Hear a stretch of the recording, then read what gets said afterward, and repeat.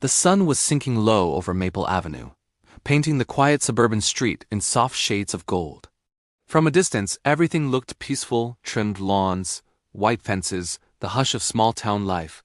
But behind one cracked sidewalk and a chipped white porch, that peace shattered. A small sob broke the silence. On the steps stood a little boy, no older than 6, clutching a worn-out teddy bear. His cheeks were wet, his voice trembling. "He hit my grandma," he whispered. Those 5 words carried enough pain to split the quiet open.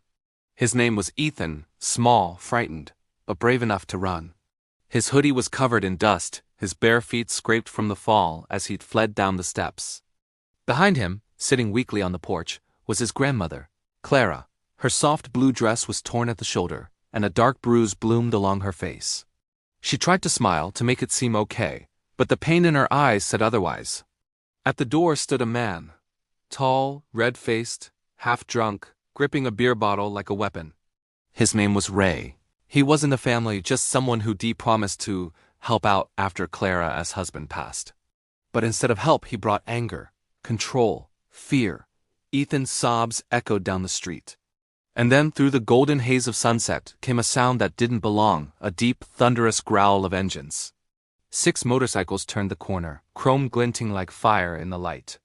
They slowed to a crawl, stopping in front of the little white house. The leader was a tall, broad man with a salt and pepper beard and tattoos like road maps of battles survived. Across the back of his vest, in faded white stitching, read 2 words that made people step aside: Hell's Angels. His name was Reed. When he saw the crying boy on the curb, he killed the engine and stepped off the bike. The rumble died to silence. He knelt down in front of Ethan, his voice low, gravelly but gentle. "Hey, buddy," he said. "What happened?" Ethan didn't answer. He just pointed toward the porch, toward his trembling grandmother, and the man standing over her with the bottle. Reed's expression changed. His eyes hardened. Somewhere deep inside, something old and painful stirred. He'd seen this before when he was a boy, watching his own father raise his hands instead of his heart. He stood slowly. Behind him, his crew, 5 bikers, rough and silent, waited, their faces unreadable. The neighborhood seemed to hold its breath. Curtains fluttered. Doors cracked open. Ray stepped forward, trying to steady his slurred voice. "This ain't your business." Reed didn't blink.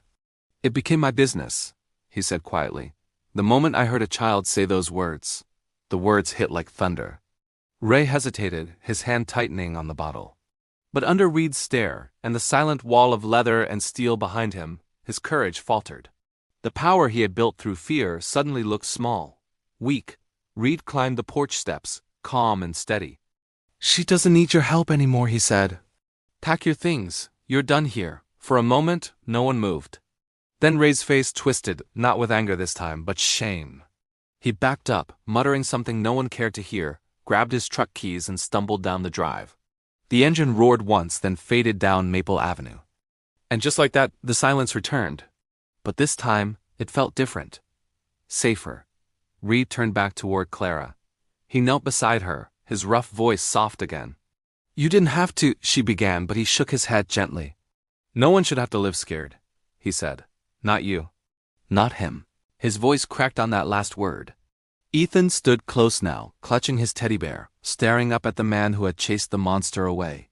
The other bikers moved quietly. One brought water, another a small first aid kit. Neighbors who once whispered about dangerous men now watched them show more care than anyone else had dared.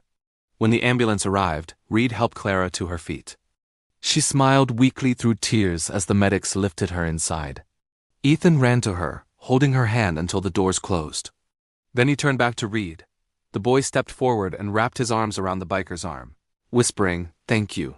Reed froze, then smiled faintly, a smile both heavy and pure. He nodded once, saying nothing. Some things didn't need words. When the ambulance pulled away, the bikers mounted their motorcycles again. Engines rumbled to life like distant thunder. Reed paused before putting on his helmet, looking once more at the little house, the boy on the porch waving, his teddy bear pressed to his chest, and the old woman safe inside. He revved the engine once, not as a warning, but as a promise. A promise that kindness still rides where it's needed most. As they disappeared down Maple Avenue, the air felt lighter, the kind of silence that comes after peace returns. Because sometimes the people the world fears the most are the ones who protect it best.